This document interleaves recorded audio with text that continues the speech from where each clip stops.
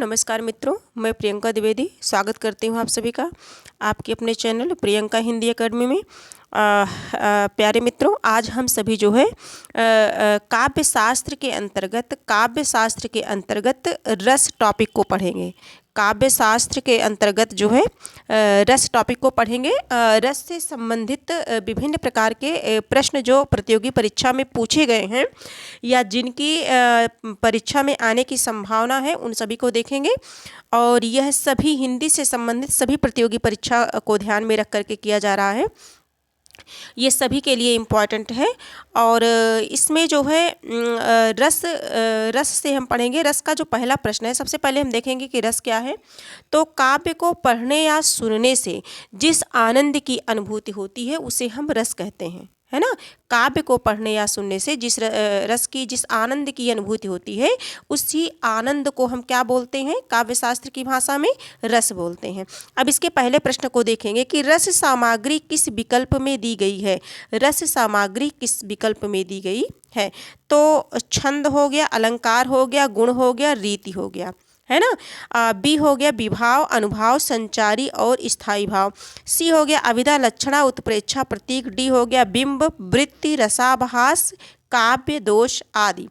तो सभी परिचित हैं रस, इसके पहले भी सब लोगों ने पढ़ रखा है, पहले से पढ़ा है। तो इसमें समझ गए होंगे करेक्ट आंसर इसका क्या है, बी है। ये भी नहीं है, ये भी नहीं है, ये भी, ये तो शब्द शक्ति है, ये तो उत्प्रेक्षा और प्रतीक अलंकार में आ जाएगा, है ना। ये काव्य दोष हो गया, ये तो रस छंद, ये अलंकार से संबंधित है। विभाव, अनुभाव, संचारी और स्थायी भाव, ये किससे संबंधित है, रस से संबंधित है। तो करेक्ट आंसर हमारा बी हो जाएगा, ठीक है। और अगर जो है आप सभी को विस्तृत क्लास देखनी है, डीपली अच्छे ढंग से क्लास देखनी है अगर, तो आप चाहें तो अपनी इच्छा अनुसार इस चैनल पे जा करके आप रस से संबंधित एक जो है क्लास को देख सकते हैं। और हाँ, उसमें इस तरह से बताया गया है, समझाया गया है कि अगर आप एक क्लास, अगर रस से संबंधित क्लास को आप देख लेंगे तो फिर दोबारा फिर कभी आपको रस में किसी भी प्रकार का कन्फ्यूजन उत्पन्न नहीं होगा, ठीक है। तो आप चाहें तो देख सकते हैं। बाकी प्रश्नों को हम सभी यहाँ जो है सॉल्व करेंगे। रस के 4 अंग हैं। रस के कितने अंग हैं, 4 अंग हैं। परीक्षा में प्रश्न बन सकता है कि रस के कितने अंग हैं, तो रस के 4 अंग हैं। स्थायी भाव, विभाव, अनुभाव और संचारी भाव, ये चारों, ठीक है। इस संचारी भाव को व्यभिचारी भाव भी कहते हैं। नाट्य शास्त्र में जो भरत मुनि है, इन्होंने रस की व्याख्या करते हुए कहा है, भरत मुनि बहुत इंपॉर्टेंट है, विभावानुभाव व्यभिचारी संयोगाद रस निष्पत्ति, संयोगाद रस निष्पत्ति, ठीक है। विभावानुभाव व्यभिचारी भाव के संयोग से रस की निष्पत्ति होती है। विभाव अनुभाव व्यभिचारी भाव के संयोग से रस की निष्पत्ति होती है। ये परिभाषा किसकी है, तो ये परिभाषा जो है भरत मुनि की है। नाट्य शास्त्र के प्रणेता कौन है, भरत मुनि है। रस के कितने अंग हैं, 4 अंग हैं। कौन कौन है, स्थायी भाव, विभाव, अनुभाव और संचारी भाव। संचारी भाव को और किस नाम से जानते हैं, तो व्यभिचारी भाव के नाम से जानते हैं, ठीक है। अगला प्रश्न हम सभी देखेंगे, काव्य शास्त्र के संदर्भ में नव रस से क्या अभिप्राय है। ऑप्शन 1 है नवीन रस, बी है नव रस, सी है श्रृंगार रस, डी है नव रस, है ना। वर्तनी देखेंगे, यहाँ इस तरह से है, यहाँ इस तरह से है, अभी इसे बताएंगे। तो जैसे इसका जो अगर करेक्ट आंसर देखा जाए, प्रश्न संख्या 2 का करेक्ट आंसर है हमारा नव रस। क्या हो जाएगा, नव रस। करेक्ट आंसर डी हो जाएगा।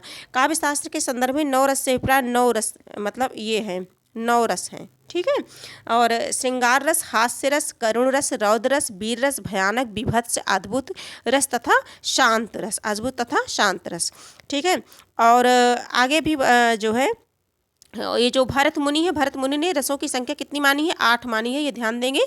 और इन्होंने शांत रस को नहीं माना है, इन्होंने शांत रस को नहीं माना है, ठीक है। आगे देखेंगे तो इस तरह से इनकी 8 हो जाती हैं। प्रश्न संख्या 3 है, रसो वै रसा, रस से संबंधित इस कथन का उल्लेख इनमें से किस ग्रंथ में हुआ है। ऑप्शन ए है ऋग्वेद, बी है अग्निपुराण, सी है तैत्तिरीय उपनिषद, डी है नाट्यशास्त्र में। ये जीआईसी प्रवक्ता परीक्षा 2015 में पूछा गया प्रश्न है। तो तैत्तिरीय उपनिषद करेक्ट आंसर हमारा सी हो जाएगा। तैत्तिरीय उपनिषद करेक्ट आंसर सी हो जाएगा, ठीक है।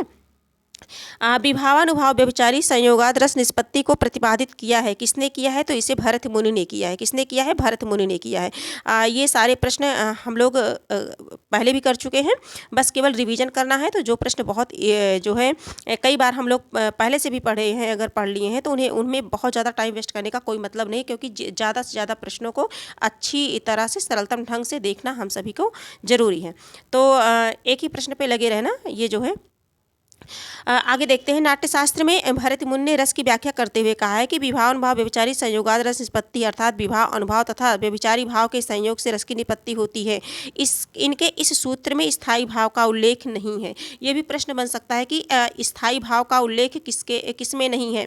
तो किसने नहीं किया है? तो भरत मुनि ने नहीं किया है। अपने सूत्र में भरत मुनि ने स्थायी भाव का उल्लेख नहीं किया है। विभाव अनुभाव व्यभिचारी भाव, ठीक है, के संयोग से रस की निष्पत्ति होती है। स्थायी भाव का उल्लेख इन्होंने नहीं किया है। भरत मुनि कृत नाट्यशास्त्र के अनुसार अनुभावों का विशेष उपयोग अभिनय की दृष्टि से ही होता है। भरत मुनि ने श्रृंगार, हास्य, करुण, रौद्र, वीर, भयानक, विभत्स, अद्भुत सहित कुल 8 रसों को नाट्यशास्त्र में प्रयोग किया है। अभी बताया गया आपको 9वां रस जो शांत रस है, इसको इन्होंने सम्मिलित नहीं किया है। तो भरत मुनि के अनुसार रसों की संख्या कितनी हुई? 8 हुई टोटल। लेकिन मुख्य रूप से कितने रस हैं? रसों की संख्या 9 है। टोटल बताएगा तो 9, और अगर भरत मुनि के अकॉर्डिंग पूछेगा तो 8 बताइएगा, ठीक है। अगला प्रश्न है हम सभी का, विभावानुभाव व्यभिचारी संयोगाद रस निष्पत्ति सूत्र किस आचार्य का है? तो ये भरत मुनि का है। किसका है? भरत मुनि का है ना। आगे देखेंगे, करेक्ट आंसर इसका बी हो जाएगा। भरत मुनि ने रस सूत्र का विवेचन अपने किस ग्रंथ में किया है? तो किस ग्रंथ में किया है? अपने उनका नाट्यशास्त्र में किया है। किसमें किया है? प्रश्न संख्या 6 का करेक्ट आंसर हमारा जो है बी हो जाएगा। किसमें किया है? नाट्यशास्त्र में किया है। प्रश्न संख्या 6 देखेंगे, विभाव अनुभाव और विचारी भाव के संयोग से रस की निष्पत्ति होती है, किसका कथन है? तो ये किसका कथन है साथियों? ये है भरत मुनि का कथन है। नाट्यशास्त्र के प्रणेता आचार्य भरत मुनि, ठीक है, करेक्ट आंसर भी हो जाएगा। 8 नंबर के प्रश्न को देखते हैं। नाटक के संदर्भ में भरत मुनि के अनुसार रसों की संख्या कितनी है? देखिए, नाटक के संदर्भ में भरत मुनि के अनुसार रसों की संख्या पूछ लिया गया तो हम 8 बताएंगे। करेक्ट आंसर हमारा डी हो जाएगा। देखिए, जीआईसी प्रयोक्ता परीक्षा 2015 में, आश्रम पद्धति प्रयोक्ता परीक्षा 2012 में पूछा गया ये प्रश्न है। इसका करेक्ट आंसर जो है डी हो जाएगा। अगला देखते हैं, रसों की संख्या 8 किसने मानी है?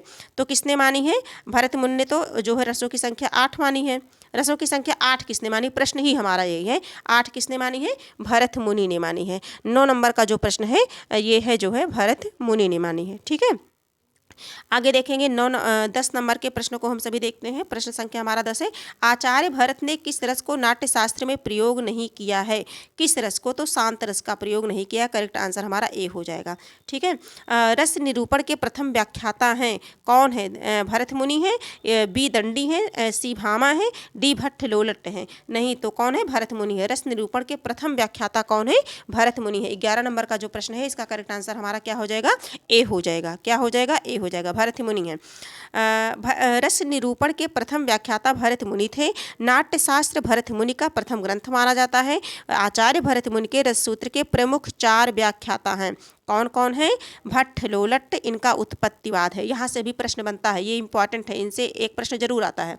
भट्ट लोलट उत्पत्तिवाद, शंकुक अनुमितिवाद, ठीक है, और भट्ट नायक का भुक्तिवाद। नायक क्या करता है? भोग करता है। इस तरह से कोई भी ट्रिक लगा सकते हैं आप। भट्ट नायक का भुक्तिवाद, अभिनव गुप्त का अभिव्यक्तिवाद। अभिनव गुप्त अभिव्यक्ति, देखिए इसमें भी अभि है, इसमें भी अभि है ना। अभिनव गुप्त अभिव्यक्तिवाद हो गए।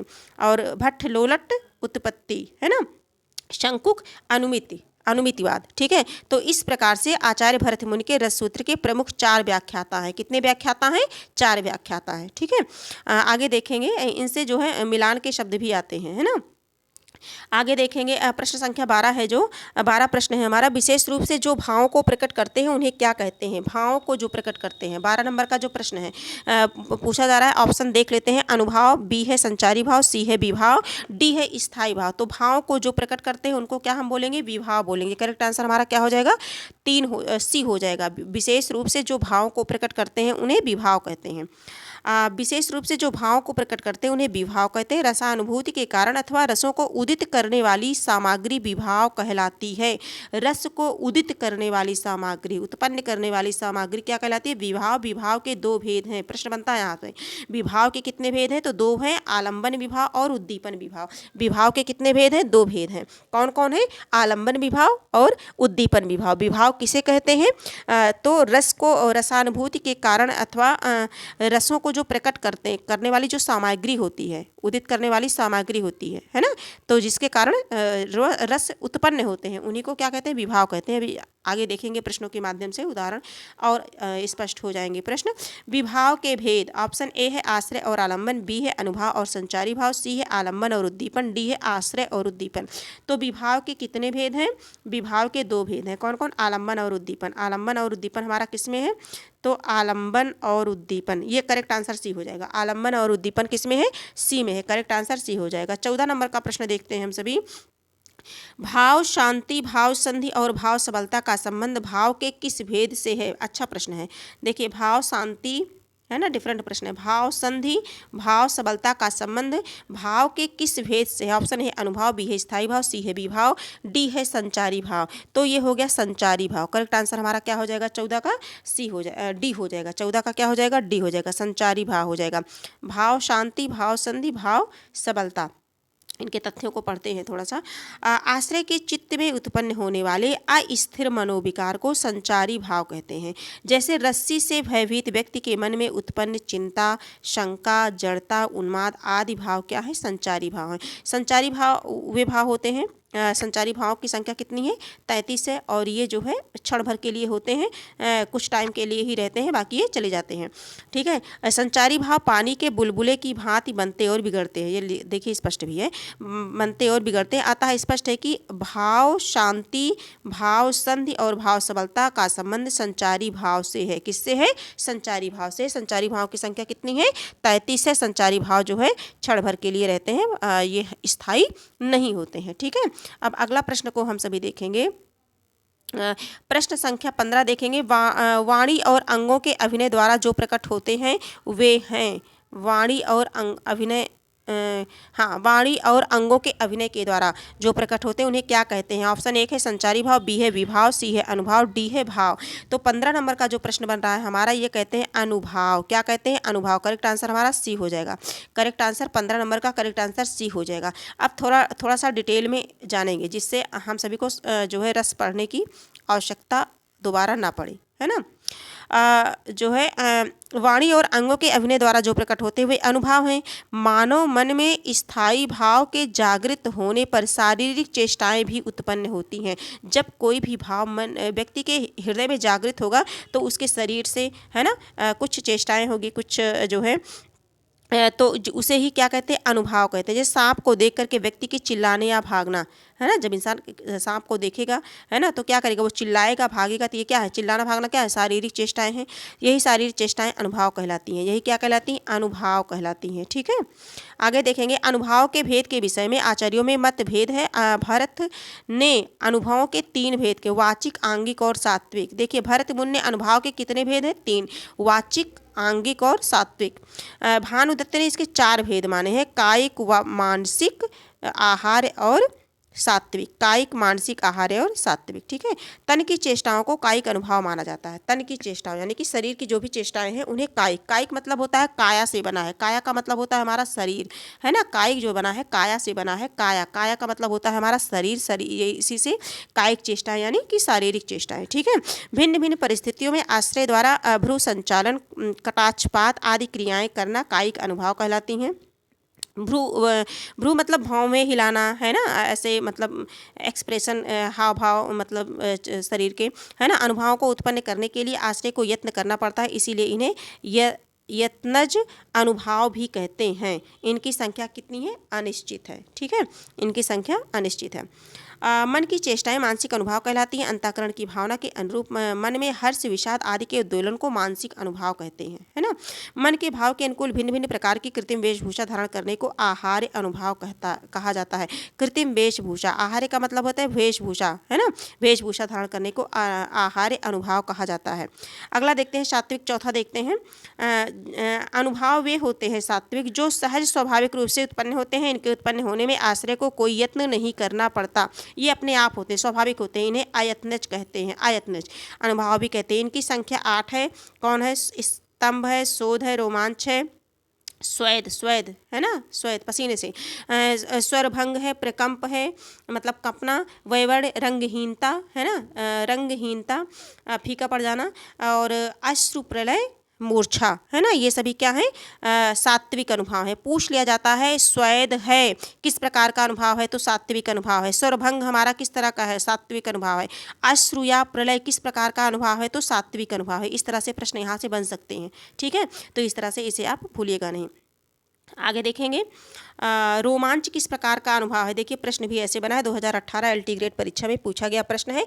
तो रोमांच है सात्विक अनुभव, कायिक अनुभव, आहार्य अनुभव, उपयुक्त में से कोई नहीं। तो जो 16 नंबर का प्रश्न है हमारा ये हो जाएगा सात्विक अनुभव। रोमांच क्या है? सात्विक अनुभव है। देखिए सात्विक अनुभव, स्तंभ हो गया, स्वेद हो गया। सात्विक अनुभव की संख्या कितनी है? 8 है। पूछा जाता है सात्विक अनुभव की संख्या 8 है। स्तंभ, स्वेद, रोमांच, स्वरभंग, प्रकंप और वैवर्ण मतलब रंगहीनता बोलते हैं, अश्रु, प्रलय, ठीक है।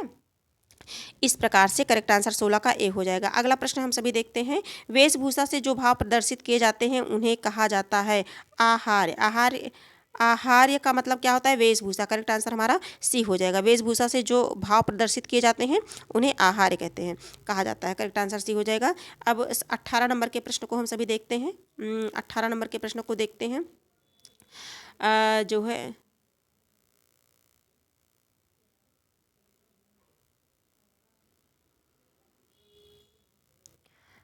इसमें से एक पेज की पीडीएफ जो है निकल गई है।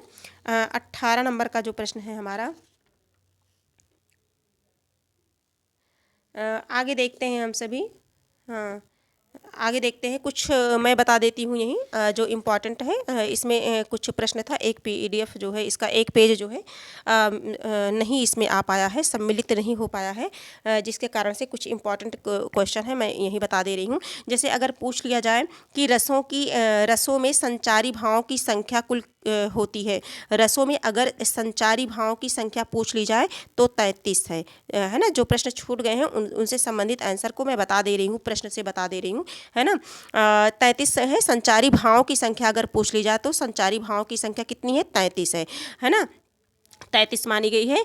और संचारी भावों की संख्या कितनी है? कई बार से यही प्रश्न पूछ लिया गया है। तो 33 है अगर इस तरह से पूछेगा तो।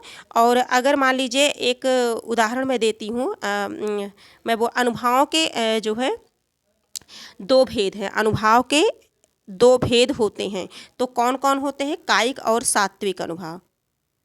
अनुभव के 2 भेद अगर पूछ लिया जाए तो कायिक और सात्विक अनुभव, ठीक है। डॉक्टर हरदेव बाहरी के अनुसार अनुभव के 2 भेद होते हैं। हरदेव बाहरी से परिचित होंगे आप सभी जो भी पढ़ते हैं हरदेव बाहरी की जो पुस्तक है व्याकरण की। तो कायिक उन्होंने माना है अनुभव के 2 भेद होते हैं, कायिक या इच्छित या सात्विक या अनिच्छित, है ना। इच्छित अनुभव को साधारण अनुभव भी कहा जाता है। एक उदाहरण मैं देना चाह रही हूँ। जैसे आचार्य देव ने किस भाव को 34वां संचारी भाव कहा है? तो इन्होंने कहा है छल को। छल को आचार्य देव को जानते होंगे आप सभी। आचार्य देव ने जो है छल नामक 34वां संचारी भाव किया, जो इम्पोर्टेंट है, ठीक है। 33 संचारी भाव है, लेकिन जो छल है उसको देव ने बताया है कि ये 34वां संचारी भाव है। ज्यों ज्यों पटु झटकती हटती हंसती नचावती नयन। एक उदाहरण है, मैं पढ़ रही हूँ, आप लोग थोड़ा सा सुन लीजिए, देख समझिए इसमें क्या है। ज्यों ज्यों पटु झटकती हटती हंसती नचावती नयन, त्यों तो निपट उदारहूँ फगुआ देत बनैन। पंक्ति में कौन सा अनुभाव है? इस तरह से अगर उदाहरण देके पूछ लिया जाए तो इसमें क्या है? कायिक अनुभाव है। कौन सा अनुभाव है? कायिक। मतलब ज्यों ज्यों झटकती हंसती नचावती नयन, है ना। शरीर के अंगों को जो है बताया गया है ना इसमें शरीर के अंगों को, है ना, जैसे हंसना, आँखों का नचाना इत्यादि को इंगित किया गया है। तो इसमें कौन सा है, कायिक अनुभाव है। ठीक है, तो इसी प्रकार के प्रश्न थे, जो कुछ प्रश्न छूट गए थे, तो इसके लिए मैं क्षमा चाहती हूँ, क्योंकि एक पेज की वजह से पूरी क्लास जो है ना डिस्टर्ब हो, इसलिए जो इम्पॉर्टेंट क्वेश्चन थे इनमें से हम लोगों ने उसकी बात कर ली आपस में। अब जो है हम देखते हैं जो 29 नंबर का जो प्रश्न है ना, 29 नंबर का जो प्रश्न है अपनी पीडीएफ के माध्यम से हम सभी देखते हैं, इस पीडीएफ के माध्यम से कि जो है इसमें है सुमेलित कीजिए तथा नीचे दिए गए कूट की सहायता से उत्तर चुनिए। सूची 1 को सूची बी से सुमेलित करना है। इसे थोड़ा सा छोटा कर लेते हैं जिससे हम सभी इसे सुमेलित कर लें। जैसे श्रृंगार रस, ये रस और स्थायी भाव, रसों की संख्या कितनी है, 9 है, और जब रसों की संख्या 9 है तो स्थायी भाव भी कितने हैं, 9 है ना। तो श्रृंगार का क्या हो जाएगा, रति हो जाएगा। तो 1 का सबसे पहले 4 आ जाएगा हमारा। इसके बाद अद्भुत, अद्भुत का क्या हो जाएगा, अद्भुत, अद्भुत का हो जाएगा विस्मय, विस्मय किस में है, विस्मय 3 में है, अद्भुत का विस्मय, तो 4 के बाद 3 हो जाएगा हमारा। शांत, शांत का क्या होगा, निर्वेद, शांत का स्थायी भाव क्या है, निर्वेद है, तो 2 हो जाएगा। और वीर का क्या हो जाएगा, उत्साह, 1 हो जाएगा। 4 3 2 1 किस में है, 4 3 2 1 यानी कि सी में है, 4 3 2 1 सी में है। करेक्ट आंसर हमारा सी हो जाएगा। ठीक है, इस तरह से भी प्रश्न बनते हैं। आगे देखते हैं, ये भी ऐसे ही मिलान करना है, अद्भुत, है ना, ये भी ऐसे ही मिलान करना है। 2018 में ये प्रश्न बना था। प्रश्न संख्या 30 है हमारा। प्रश्न संख्या 30 में हम सभी देखेंगे, जैसे अद्भुत का है तो अद्भुत का हो जाएगा विस्मय, विस्मय, अद्भुत का विस्मय, कहने का मतलब 1 का 3 हो जाएगा। वीर का हो जाएगा उत्साह, वीर का उत्साह 3 के बाद 4 हो जाएगा। रौद्र का हो जाएगा क्रोध यानी कि 1 हो जाएगा। करुण का होगा शोक यानी कि 2 हो जाएगा। 3 4 1 2, 3 सबसे पहले 3 है, 4 है, 1 और 2 है। करेक्ट आंसर हम इसका सी हो जाएगा। ठीक है, अब 32 नंबर के प्रश्नों को हम सभी देखते हैं।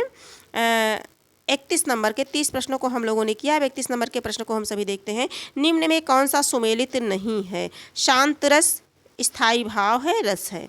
ठीक है, भयानक रस जुगुप्सा, अद्भुत रस विस्मय और रौद्र रस क्रोध। तो इसमें से कौन सा ऐसा है जो सुमेलित नहीं है, तो भयानक का शांत का निर्वेद होगा, है ना, शांत का जो है निर्वेद होगा, अद्भुत का विस्मय होगा, रौद्र का क्रोध होगा, भयानक, भयानक का जो है जुगुप्सा, जुगुप्सा जो है विभत्स का स्थायी भाव, किसका है, विभत्स का, विभत्स का है। जुगुप्सा किसका है, विभत्स का स्थायी भाव है, विभत्स का स्थायी भाव क्या है, जुगुप्सा है। ठीक है, आगे देखेंगे तो हमारा जो करेक्ट आंसर हो जाएगा सी हो जाएगा, भयानक का भय हो जाएगा। ठीक है, भयानक का भय है। और 32 नंबर का जो प्रश्न देखते हैं, निम्नलिखित में से किस विकल्प में स्थायी भाव दिए गए हैं, निम्नलिखित में से किस विकल्प में स्थायी भाव दिए गए हैं, निर्वेद, आलस्य, ग्लानि, चिंता। बी देखते हैं रति, शोक, उत्साह, भय। सी देखते हैं उत्प्रेक्षा, प्रदीप से उठा इंद्रवज्जा, श्रृंगार, वीर, शांत, अद्भुत और शांत। स्थायी भाव पूछा गया है कि किसमें स्थायी भाव दिए गए हैं, तो इसमें जो है रति, है ना, रति, शोक, उत्साह और भय, रति, शोक, उत्साह और भय। ठीक है, बी में स्थायी भाव है क्रमशः श्रृंगार, करुण, वीर, रस तथा भयानक के स्थायी भाव हैं। ठीक है, श्रृंगार का जैसे रति हो गया, करुण का शोक हो गया, वीर का उत्साह हो गया और भय का भयानक हो गया। इस तरह से करेक्ट आंसर हमारा बी हो जाएगा, 32 का बी हो जाएगा। 33 नंबर के प्रश्नों को हम सभी देखते हैं। निम्न में स्थायी भाव नहीं है, कौन सा ऐसा जो स्थायी भाव नहीं है, तो विषाद, ऑप्शन ए है विषाद, बी है जुगुप्सा, सी है निर्वेद, डी है हास। तो इसमें स्थायी भाव जो नहीं है उसी को बताना है। तो जो 33 नंबर का है ये है विषाद। विषाद क्या है, स्थायी भाव नहीं है। विषाद जो है किसी भी रस का स्थायी भाव नहीं है। जुगुप्सा जो है विभत्स का है, निर्वेद शांत का है और हास का, हास्य रस का स्थायी भाव, हास्य रस का स्थायी भाव है। इस तरह से है। आगे देखेंगे जो है वीर रस का स्थायी भाव है, तो वीर रस का स्थायी भाव क्या है, उत्साह है। करेक्ट आंसर हमारा सी हो जाएगा, वीर रस का उत्साही स्थायी भाव क्या है, उत्साह है। ठीक है, तो सी हो जाएगा, सी को हम लोगों ने देखा। अब देखिए वीर रस के 4 भेद होते हैं, थोड़ा सा डिटेल जान लेते हैं। वीर रस के कितने भेद होते हैं, 4 वीर। एक युद्ध वीर हो गया, दान वीर, धर्म वीर, दया वीर, है ना। वीर रस के कितने भेद होते हैं, 4 भेद होते हैं, युद्ध, दान, धर्म और दया वीर। करुण रस का स्थायी भाव शोक है, सभी परिचित हैं। भयानक रस का स्थायी भाव भय है। शांत रस का स्थायी भाव शम या निर्वेद है। ठीक है। अब अगले प्रश्न 35 नंबर का जो प्रश्न है देखेंगे, वीर रस का स्थायी भाव है। तो वीर रस का स्थायी भाव क्या हो गया? उत्साह हो गया। करेक्ट आंसर हमारा डी हो गया। अब जो है 34 नंबर के प्रश्न को हम सभी देखते हैं।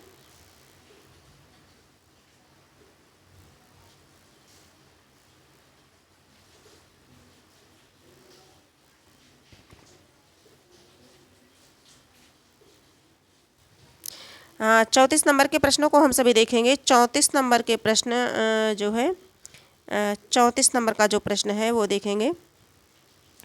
33 नंबर के प्रश्नों को हम लोगों ने देख लिया था। 34 नंबर का जो प्रश्न है हमारा, वीर रस का स्थायी भाव है। फिर से यही है, वीर रस का स्थायी भाव है। टीजीटी परीक्षा 2013 में पूछा गया था ये प्रश्न।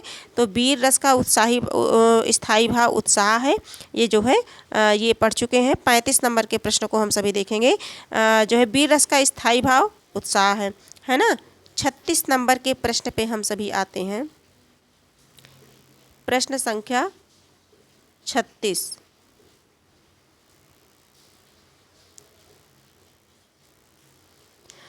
देखते हैं, वीर रस का स्थायी भाव है। तो वीर रस का स्थायी भाव क्या है? उत्साह है। करेक्ट आंसर सी हो जाएगा। 37 देखते हैं, निर्वेद किस रस का स्थायी भाव है? निर्वेद शांत रस का स्थायी भाव है। करेक्ट आंसर बी हो जाएगा, है ना। वीरों का कैसा हो बसंत किस रस की सृष्टि हुई है? ऑप्शन ए है वीर, बी है श्रृंगार रस, सी है अद्भुत रस और डी है बीभत्स रस।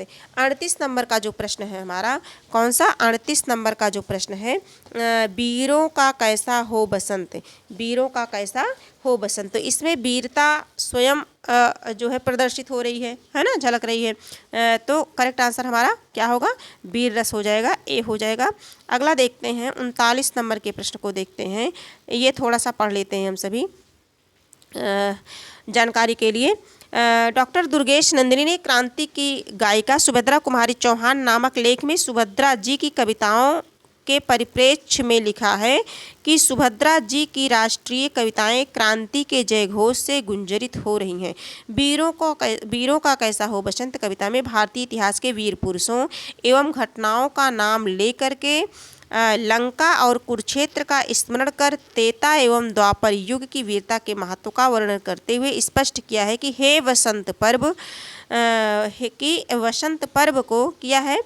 बसंत पर्व को जो है रक्त पर्व के रूप में मनाया जाना चाहिए। वसंत पर्व को रक्त पर्व के रूप में मनाया जाना चाहिए। अतः स्पष्ट है इसमें क्या है? वीर रस है। ठीक है, इस पंक्ति में क्या है? वीर रस है। आगे देखेंगे हम सभी, किस रस का संचारी भाव उग्रता, गर्व, हर्ष आदि है? किस रस का संचारी भाव उग्रता, गर्व, हर्ष आदि है? श्रृंगार नहीं, है ना। वात्सल्य नहीं, रौद्र क्रोध नहीं। गर्व, हर्ष, प्रसन्नता, वीरता की भावना जहाँ होती है वहाँ हम प्रसन्नचित हो जाते हैं ना। वीर तुम बढ़े चलो, वीर तुम बढ़े चलो, है ना। सामने पहाड़ हो, सिंह की दहाड़ हो, है ना, इस तरह से। तो हम कभी सभी क्या होते हैं?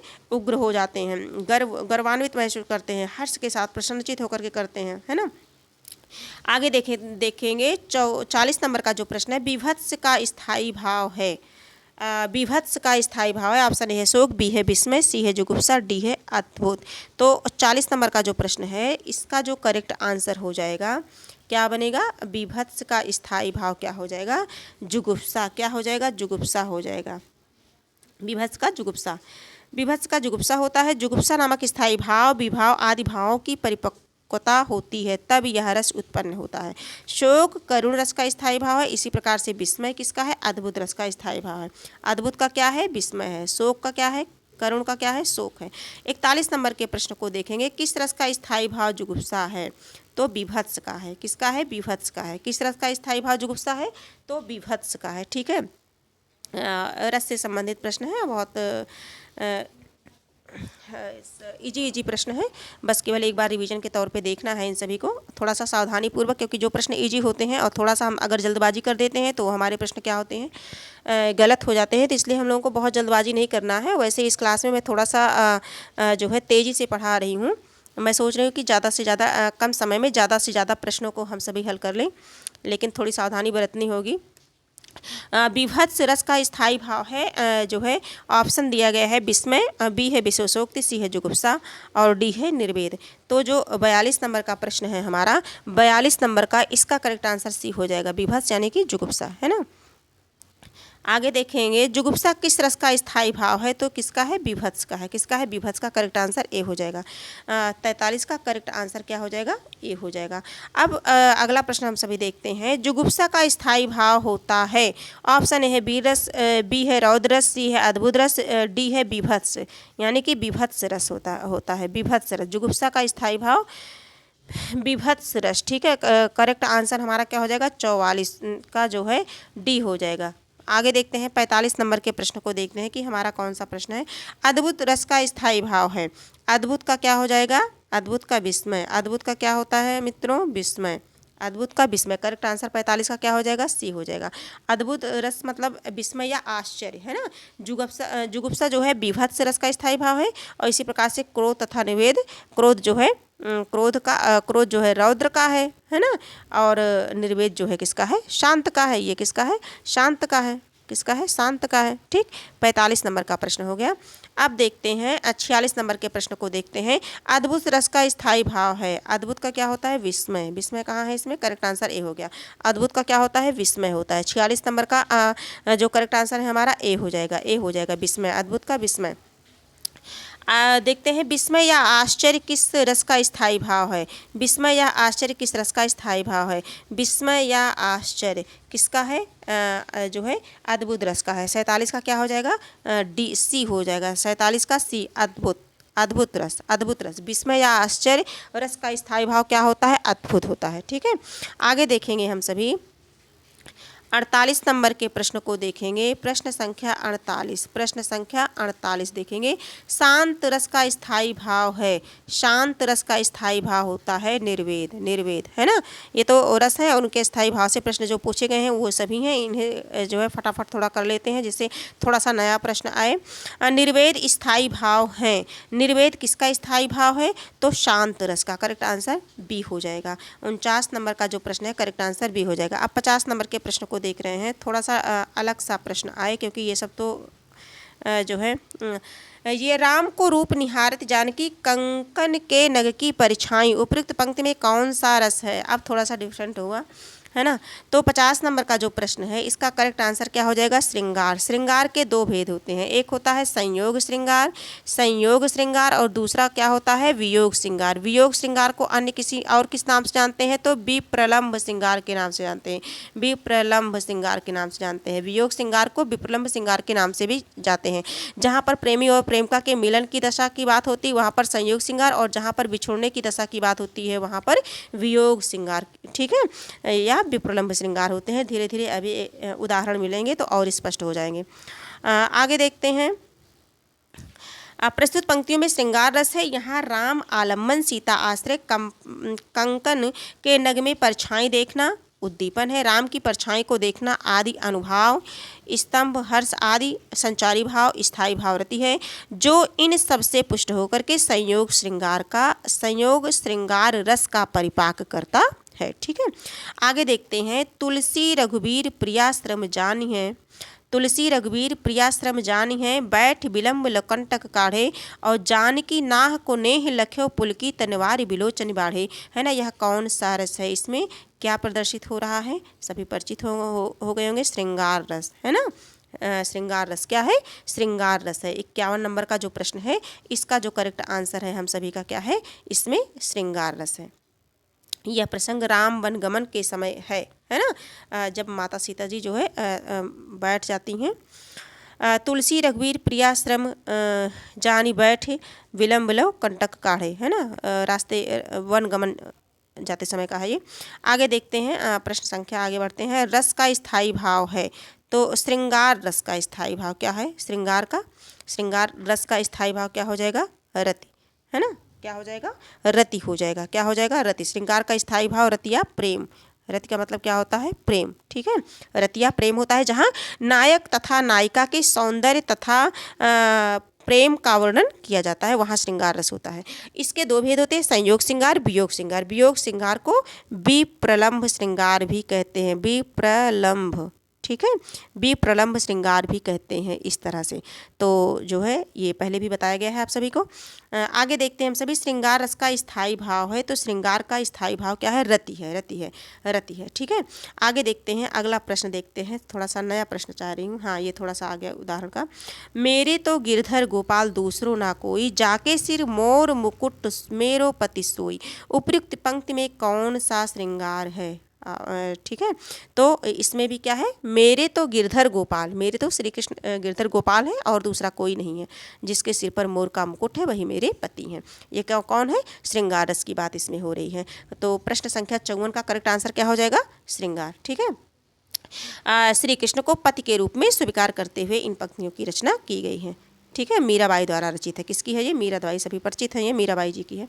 प्रश्न संख्या 55 देखते हैं। विप्रलम्भ श्रृंगार में वियोग की कितनी दशाएं मानी जाती हैं? अच्छा प्रश्न बना है ये, है ना। विप्रलम्भ श्रृंगार में वियोग की कितनी दशाएं मानी जाती हैं? ऑप्शन ए है 10, बी है 12, सी है 14 और डी है 16। तो जो 55 नंबर का है 10। विप्रलम्भ श्रृंगार में वियोग की कितनी दशाएं मानी जाती हैं? तो 10 दशाएं मानी जाती हैं। उन सभी 10 दशाओं को हम सभी इसमें देखेंगे। श्रृंगार विप्रलम्भ श्रृंगार में वियोग की कितनी दशाएं? 10 दशाएं, जो इस प्रकार हैं। जैसे अभिलाषा हो गया, चिंता हो गया, गुण कथन हो गया, स्मृत हो गया, उद्वेग हो गया, प्रलाप हो गया, उन्माद हो गया, व्याधि, जड़ता और मरण। अग्नि पुराण में अन्य रसों को श्रृंगार रस का भेद माना जाता है। अग्नि पुराण में अन्य रसों को श्रृंगार रस का भेद माना जाता है। केशव देव आदि आचार्यों ने श्रृंगार रस को क्या कहा है? रसराज। एक बहुत बड़ा पॉइंट है ये। श्रृंगार रस को क्या कहा जाता है? रसराज कहा जाता है। किसने कहा? केशव देव और विभिन्न मतलब आचार्यों ने जो है श्रृंगार रस को रसराज कहा है। देव ने श्रृंगार में सभी रसों को बिंबित माना है, ठीक है। आगे देखें, किस रस को रसराज कहा जाता है? तो श्रृंगार रस को। किस रस को रसराज कहा जाता है? श्रृंगार रस को। ये प्रश्न बनता है, करेक्ट आंसर सी हो जाएगा 56 का। और ये NBS प्रवक्ता परीक्षा 2014 में आया हुआ प्रश्न है, ये प्रश्न पूछा जाता है। तो श्रृंगार रस को रसराज कहा जाता है। 57 नंबर का प्रश्न देखेंगे। किस रस का संचारी भाव, संचारी उद्दीपन विभाव, बादल की घटाएं, कोयल का बोलना, वसंत ऋतु आदि होते हैं? किस रस का संचारी? ऑप्शन ए है श्रृंगार, बी है वात्सल्य, सी है अद्भुत, डी है शांत। अब देखिए थोड़ा सा ध्यान देंगे। कोयल का बोलना, वसंत ऋतु, बादल की घटाएं, है ना। ये जो 57 नंबर का प्रश्न है हमारा, ये भी क्या है? श्रृंगार रस का ही उदाहरण है। किसका है? श्रृंगार रस का ही उदाहरण है।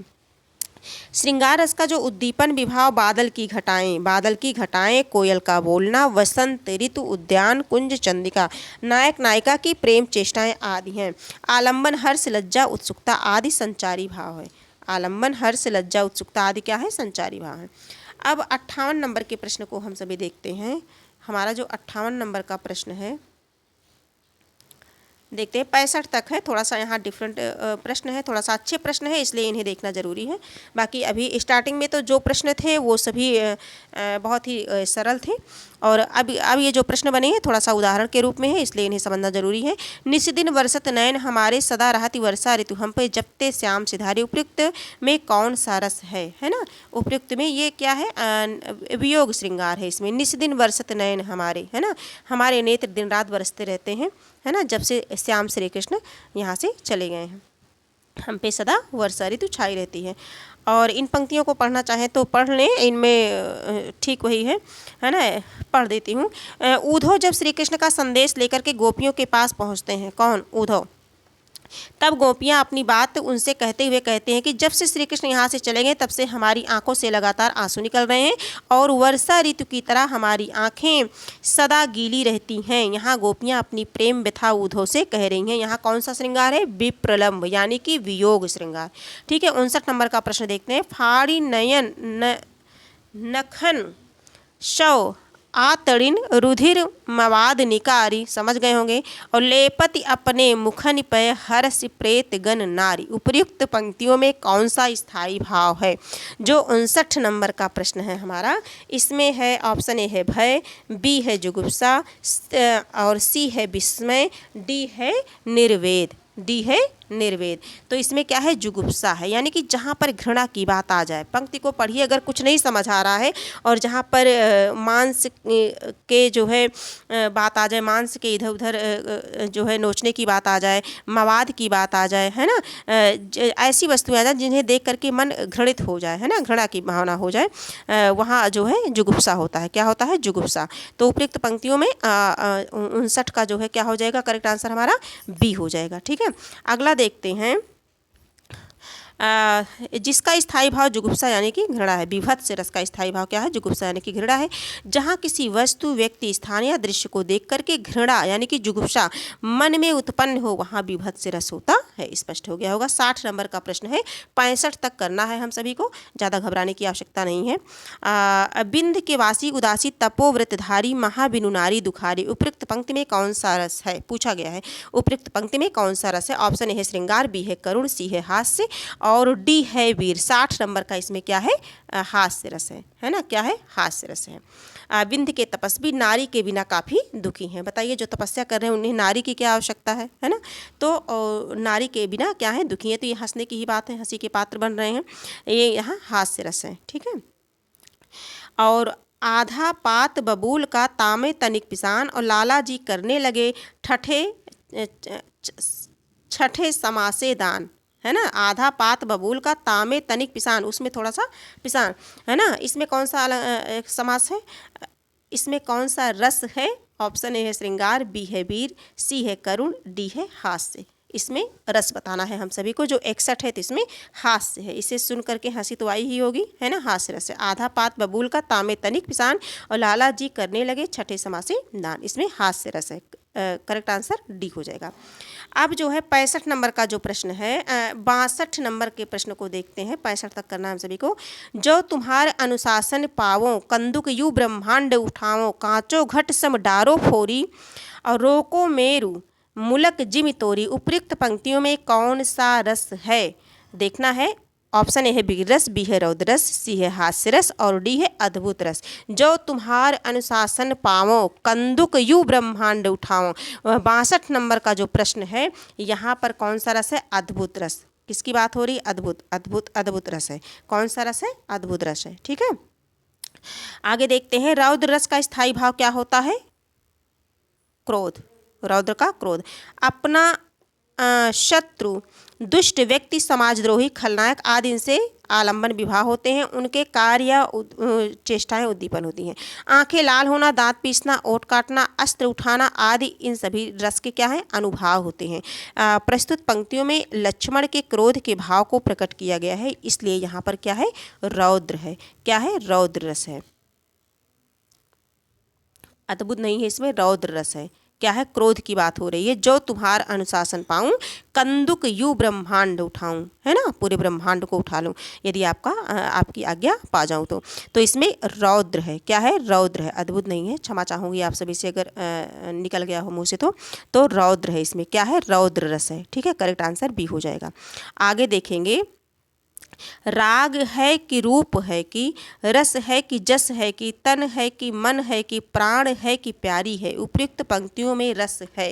63 नंबर का जो प्रश्न है ना, 63 नंबर का जो प्रश्न है, फिर से देखेंगे। राग है कि रूप है कि रस है कि जस है कि तन है कि मन है कि प्राण है कि प्यारी है। ये इस आश्चर्यचकित होने वाली बात हो रही है ना। तो इसमें कौन सा रस है, तो इसमें अद्भुत रस है। कौन सा रस है, अद्भुत रस है। जो है इसमें अद्भुत रस है। ठीक है, ये अद्भुत है, तो ये करेक्ट आंसर सी हो जाएगा। थोड़ा सा देखते हैं इसमें। जहाँ सुनी अथवा अनसुनी वस्तु, व्यक्ति, स्थान के विचित्र एवं आश्चर्यजनक रूप को देख करके विस्मय हो, वहाँ अद्भुत रस हो जाता है। ठीक है, और इसका स्थायी भाव क्या होता है, विस्मय होता है। तो जो 63 नंबर का प्रश्न, 63 नंबर का जो प्रश्न है, इसका जो करेक्ट आंसर हो जाएगा, अद्भुत रस हो जाएगा। 64 नंबर का जो प्रश्न है, निम्न में से कौन सा सुमेलित नहीं है। 64 नंबर के प्रश्न में देखना है कौन सा सुमेलित नहीं है। तो शांत का निर्वेद होता है, श्रृंगार का रति होता है, और विभत्स का जुगुप्सा होता है। लेकिन रौद्र का उत्साह नहीं होता है। रौद्र का क्या होता है, रौद्र का क्रोध, है ना, क्रोध हो जाता है, आंखें लाल हो जाती हैं, है ना, भावें फड़फड़ाने लगती हैं। आगे जो है 64 का क्या हो जाएगा, तो 64 का बी हो जाएगा।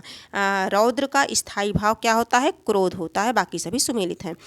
65 नंबर का जो इस क्लास का आखिरी प्रश्न है हमारा, हम सभी देखेंगे। केशव कही न जाय का कहिए, देखत तो रचना विचित्र, अति समुझ मन ही मन रहिए। उपयुक्त पंक्तियों में है कौन सा रस है, केशव कही न जाय का कहिए। और देखत तो रचना विचित्र, अति समुझ मन ही मन रहिए। भक्ति रस है, बी शांत रस है, सी करुण रस है, डी अद्भुत रस है ना। तो जो 65 नंबर का है इसमें कौन है, 65 नंबर का जो प्रश्न है इसमें जो है अद्भुत रस है। कौन सा रस है, अद्भुत रस है। ठीक है, करेक्ट आंसर डी हो जाएगा। जहाँ किसी असाधारण अपूर्व अलौकिक वस्तु, जीव है ना, वस्तु जीव इत्यादि को देख करके हृदय में विशेष प्रकार का सुखद कौतूहल विस्मय आश्चर्य का भाव उत्पन्न हो, वहाँ पर क्या होता है, अद्भुत रस होता है। उपयुक्त पंक्तियाँ तुलसीदास कृत विनय पत्रिका से ली गई हैं। कहाँ से ली गई हैं, विनय पत्रिका की ये पंक्तियाँ हैं जिसमें यह भाव प्रतीत होता है। ठीक है, इन पंक्तियों में क्या है, जो है अद्भुत रस है। क्या है, अद्भुत रस है। ठीक है, आगे देखते हैं। तो हम लोगों ने 65 नंबर क्रम तक किया है। प्रत्येक दिन एक टॉपिक पे प्रश्न होगा। बिहार शिक्षक भर्ती TRE 3.0 री एग्ज़ाम जो है ये 19 से स्टार्ट है। हमारा एग्ज़ाम जो है ये सभी हम मित्रों का जो है ये 19 से प्रारंभ है। और उसी को ध्यान में रखते हुए ये जो है श्रृंखला चलाई गई है कि प्रत्येक दिन एक टॉपिक। आज हम लोगों ने रस को समझा। रस क्या है, रस किसे कहते हैं, रसों की संख्या कितनी है, रस के कितने स्थायी भाव हैं, विभाव क्या है ना, अनुभाव क्या है, और आगे देखेंगे इन सब चीज़ों को जाना। भरत मुनि नाट्यशास्त्र के प्रणेता भरत मुनि ने रसों की संख्या कितनी मानी है ना, स्थायी भावों की संख्या कितनी है। विभिन्न प्रकार के बनते हुए प्रश्नों को हम लोगों ने देखा जो विभिन्न प्रतियोगी परीक्षा में आते हैं। और जहाँ तक है ये क्लास देखने के बाद रस से संबंधित प्रश्न आपको यहीं से मिल जाएंगे। ज़्यादा भटकने की इधर उधर ज़रूरत नहीं है। और हाँ, अगर डीपली बहुत अच्छे तरीके से पढ़ना चाहते हैं, गहराई से अध्ययन करना चाहते हैं तो चैनल पे आप जाकर के देख सकते हैं। रस की बहुत अच्छी सरलतम ढंग से क्लास की गई है, दी गई है, और आप चाहें तो उसे देख सकते हैं। आज की क्लास यहीं तक है, इन्हीं प्रश्नों के साथ है। और जो है अगर ये क्लास आपको उपयोगी लगी हो तो आप इसे लाइक कर दीजिए, सब्सक्राइब कर दीजिए और अपने कुछ मित्रों के साथ शेयर कर दीजिए जिससे उन तक भी ये क्लास पहुंच जाए। और प्रतिदिन एक टॉपिक आज हम सभी जो है रस से संबंधित प्रश्नों को किया है ना। काव्य शास्त्र के अंतर्गत रस से संबंधित प्रश्नों के बारे में जाना है ना। और इसके बाद जो अगली क्लास हमारी आएगी छंद के विषय में देखेंगे। फिर जो तीसरी क्लास होगी वो अलंकार से संबंधित होगी। इस तरह से कर करके जो भी टाइम बचा है हम लोगों के पास, हम सभी जो है एक एक टॉपिक करके इस तरह से उनसे संबंधित प्रश्नों को देखते जाएंगे और अपनी तैयारी को और मजबूती प्रदान करेंगे। ठीक है, तो आज की क्लास यहीं तक है। फिर मिलेंगे एक नई क्लास के साथ, नए टॉपिक के साथ मित्रों। तब तक के लिए धन्यवाद।